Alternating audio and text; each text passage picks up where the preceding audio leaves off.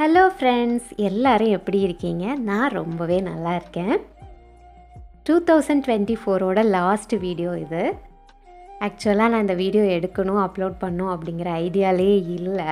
ஆனால் நேற்று December 30th அன்னைக்கு காலையில் எந்திரிச்சோடனே தோணுச்சு ஒரு வீடியோ ஷூட் பண்ணி அப்லோட் பண்ணலாம் அப்படின்னு சொல்லி நேற்று எடுத்து வச்சுருந்தேன். இது மார்னிங்லேருந்து ஆஃப்டர்நூன் வரைக்கும் இருந்த ஒரு ரொட்டீன் தான் நான் உங்களோட ஷேர் பண்ணியிருக்கேன். அதோடு என்னோடய கிறிஸ்மஸ் ட்ரெஸ்ஸு நான் இது வரைக்கும் உங்கள்கிட்ட ஷேர் பண்ணல இல்லையா. நான் ஒரு சாரீ எடுத்திருந்தேன், அப்புறம் ஒரு சுடி எடுத்திருந்தேன். ஸோ அதையுமே இந்த வீடியோவில் நான் ஷேர் பண்ணியிருக்கேன். கிறிஸ்மஸ் தாத்தா போட்டி, அப்புறம் 24th டிசம்பர் கிறிஸ்மஸ் லைட்டிங்ஸ் எல்லாம் இருக்கும் இல்லையா. ஸோ அந்த வீடியோ இதெல்லாம் இந்த 2 வீடியோவுமே இதுக்கு முன்னாடி நான் அப்லோட் பண்ணியிருக்கேன். இன்ட்ரெஸ்ட் இருக்கவங்க, பார்க்காதவங்க கண்டிப்பாக செக் பண்ணி பாருங்கள், நல்லாயிருக்கும். நியூ இயர்க்காக எல்லாருமே ரெசல்யூஷன் எடுக்க ஆரம்பிச்சிருப்பீங்க அப்படின்னு நினைக்கிறேன். எனக்கு பொதுவாக இந்த ரெசல்யூஷன் எடுக்கிற பழக்கம்லாம் கிடையாது. ஏன்னா நான் சப்போஸ் எடுத்தேன் அப்படின்னா கூட சில வருடங்கள்லாம் எடுத்திருக்கேன். அப்படி ரெசல்யூஷன் எடுத்திருந்தேன் அப்படின்னாலுமே அதை நான் ஃபாலோ பண்ண மாதிரி இருக்காது.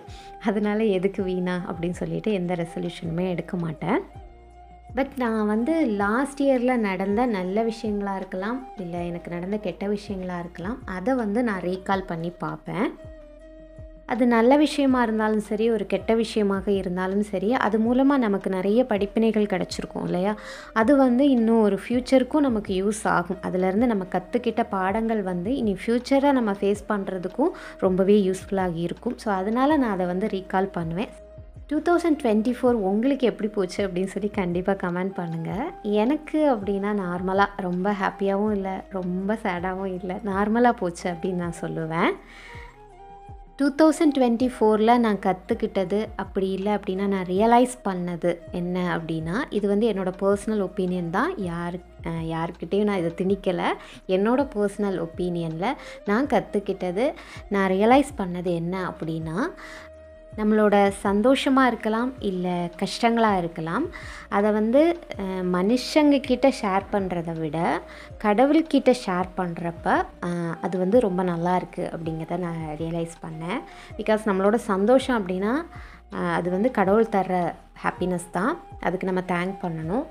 அட் த சேம் டைம் நமக்கு ஒரு கஷ்டம் வருது அப்படின்னாலும் அந்த கஷ்டத்தை நம்ம ஃபேஸ் பண்ணுறதுக்கான தைரியத்தையும் கடவுளால் தான் கொடுக்க முடியுமே தவிர எந்த மனுஷனாலையும் கொடுக்க முடியாது.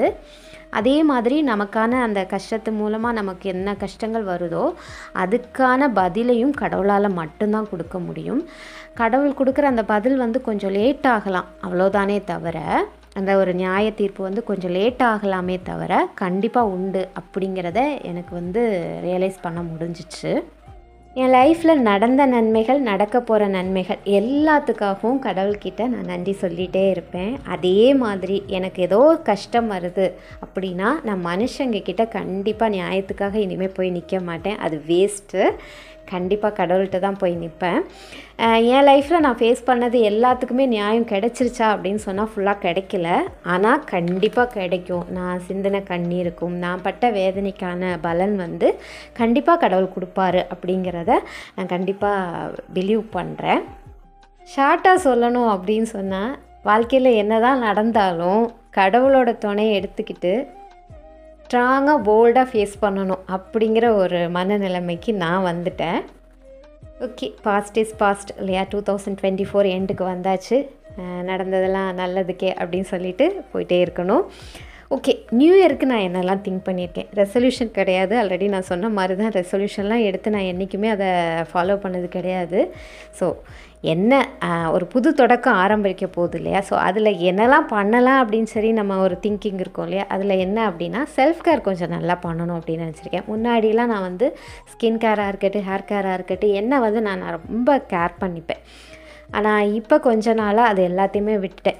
அது போன வருஷம்னு சொல்ல முடியாது, லாஸ்ட்டு ஒரு 3 இயர்ஸாகவே அதை நான் விட்டுட்டேன். அதை நான் ரீஸ்டார்ட் பண்ண போகிறேன். அது ஸ்கின் கேராக இருக்கட்டும், ஹேர் கேராக இருக்கட்டும், இல்லை ஹெல்த் வைஸாக இருக்கட்டும். ஸோ என்னை நான் நல்லா கேர் பண்ணிக்கணும் அப்படிங்கிற ஒரு எண்ணம் எனக்கு இருக்குது. அடுத்து பார்த்திங்கன்னா, யூடியூப் சேனலை கொஞ்சம் க்ரோ பண்ணணும், ஃப்ரீக்வெண்ட்டாக வீடியோஸ் அப்லோட் பண்ணணும் அப்படிங்கிற ஒரு ஐடியா இருக்குது. அடுத்து பார்த்திங்கன்னா நான் சரியான சோம்பேறி. அந்த சோம்பேறித்தனத்தை கொஞ்சம் மாற்றணும். அதே மாதிரி மனசில் தேவையில்லாத விஷயங்களை போட்டு குழப்பாமல் எப்போவும் ஹாப்பியாக இருக்கணும். இதெல்லாம் தான் நான் நினச்சி வச்சுருக்கேன். உங்கள் ரெசல்யூஷன் கண்டிப்பாக என்னோட ஷேர் பண்ணுங்கள். ஓகே, ரொம்ப பேசி உங்களை போர் அடிக்க விரும்பலை. அடுத்து வந்து என்னோடய கிறிஸ்மஸ் ட்ரெஸ்ஸஸ்லாம் ஷேர் பண்ணியிருக்கேன். நிறைய ஷாப்பிங்லாம் இந்த வட்டம் கிடையாது. ஏன்னா அப்பப்போ இப்போ வந்து ஆன்லைனில் நம்ம வாங்க ஆரம்பித்ததுலேருந்து மாதத்துக்கு ஒரு ட்ரெஸ்ஸுன்னு தான் வாங்கிட்டு இருக்கோம். நல்லா அடிக்கடி ஆர்டர் போட்டுகிட்டே இருப்பேன். அதனால் கிறிஸ்மஸுக்கு அப்படின்னு சொல்லி பெருசாக எதுவும் எடுக்கலை. ஒரு சாரீ எடுத்திருந்தேன், ஒரு சுடிதார் எடுத்திருந்தேன். நியூ இயருக்கு உள்ள சாரீ வந்து அடுத்த வீடியோவில் நான், அதாவது நியூ இயரில் வீடியோ போடுவோம் இல்லையா, அதில் நான் காமிக்கிறேன். ஏன்னா இப்போ என் கையில் இல்லை, அதனால தான், இல்லைனா இதிலேயே காமிச்சிருப்பேன். வாங்க இப்போ பார்த்துடலாம். ஃபஸ்ட்டு பார்த்திங்கன்னா ஒரு சாரீ எடுத்திருந்தேன். இதுதான் அழகான ஒரு பிஸ்தா கலர் சாரீ. இந்த கலரில் என்கிட்ட சாரீ இல்லை. அதனால் இது வந்து சில்க் சாரீலாம் இல்லை. இந்த இது என்ன சாரின்னு சொல்ல தெரியல. இந்த சில்க் சாரீ மாடலில் இருக்கும் இல்லையா, அந்த மாதிரி ஒரு சாரீ. உடம்பு ஃபுல்லாகவுமே இந்த பிஸ்தா கலரில் வரும். பார்டர் வந்து இந்த மாதிரி நல்ல ஒரு இந்த பல்லாக்கில் தூக்கிட்டு போவாங்க இல்லையா, அந்த மாதிரி ஒரு டிசைனில் வரும். பார்டர் வந்து பர்பிள் கலரில். உடம்பு ஃபுல்லாகவுமே வந்து நமக்கு ஜரி ஒர்க் தான். இடையில வந்து இந்த மீனாக்கரி ஒர்க்குன்னு சொல்லுவாங்க இல்லையா, ஸோ அந்த மாதிரி ஒர்க் பண்ணியிருக்காங்க. எனக்கு பார்த்தது ரொம்ப பிடிச்சிருந்துச்சு, டக்குன்னு எடுத்துட்டேன். முந்தானிலையும் இந்த பல்லக்கு டிசைன் தான் வரும், பர்பிள் கலரில் வரும். ப்ளவுஸும் வந்து பர்பிள் கலர் தான். ஸோ அதுவுமே வந்து ஸ்டிச் பண்ணி வாங்கிட்டு நான் தான் ஒர்க் பண்ணேன். அந்த அளவுக்கெல்லாம் இல்லை, எனக்கு ஒர்க் பண்ணலாம் தெரியாது. ஆரி ஒர்க்கெல்லாம் எனக்கு தெரிஞ்ச மாதிரி டிசைன் பண்ணினேன். எப்படி இருக்குது அப்படின்னு சொல்லி கண்டிப்பாக கமெண்ட்ஸில் சொல்லுங்கள். இதை பார்த்தோன்னே சிலர் லிங்க் கேட்பீங்க, கேட்காதீங்க. இது ஆன்லைனில் நான் வாங்கலை. ஏதோ பக்கத்தில் போகிறப்ப எந்த ஷாப்பில் வாங்கினேன்னு கூட எனக்கு மறந்து போச்சு. ஸோ டீட்டெயில்ஸ் என்னால் சொல்ல முடியாது. நான் பக்கத்தில் ஏதோ ஒரு ஷாப்பில் வாங்கினது. அடுத்து இந்த ஒரு குர்த்தி, ஒரு லாங் குர்த்தி தான் நான் வாங்கியிருந்தேன். அதாவது ஆலியா கட் மாடலில் வருது. இது வந்து ரிலையன்ஸ் ட்ரெண்டில் வாங்கினேன். நாகர்கோவில் ரிலையன்ஸ் ட்ரெண்ட்ஸில் வாங்கினேன். இருந்துச்சுன்னா நீங்கள் போய் வாங்கிக்கலாம். இந்த ரெண்டும் தான் கிறிஸ்மஸ்க்காக நான் வாங்கினது. இது வந்து இந்த கலரில் அழகான ஒரு பீச் கலரு, பட்டு கேமராவில் இந்த மாதிரி தெரியுது. ஸோ இந்த வீடியோ இதோட முடிக்கிறேன். நியூ இயரில் புது வீடியோவோட உங்களை வந்து சந்திக்கிறேன். இந்த வீடியோ உங்களுக்கு பிடிச்சிருக்கோன்னு நம்புகிறேன். பிடிச்சிருந்துச்சுன்னா லைக் பண்ணுங்கள், ஷேர் பண்ணுங்கள், சப்ஸ்கிரைப் பண்ணுங்கள். தேங்க்யூ ஃபார் வாட்சிங்.